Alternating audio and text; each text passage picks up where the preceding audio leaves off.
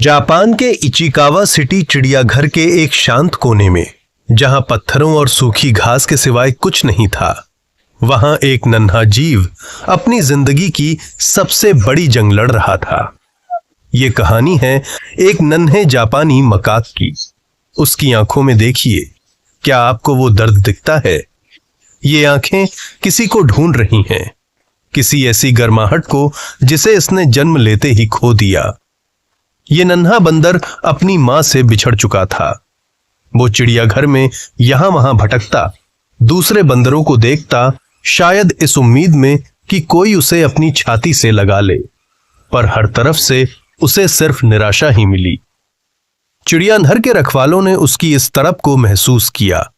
वे जानते थे कि बिना मां के ये बच्चा तनाव में दम तोड़ देगा।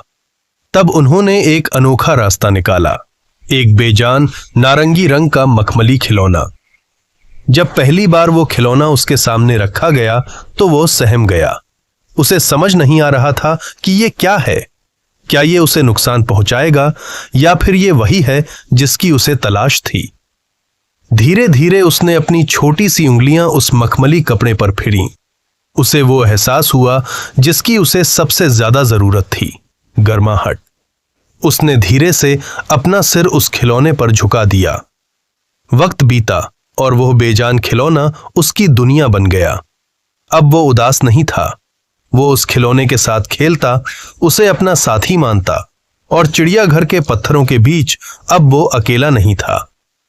जब रात का अंधेरा और सन्नाटा चिड़ियाघर को घेर लेता, जहां पहले ये बच्चा डर से कांपता था, अब वहां शांति थी।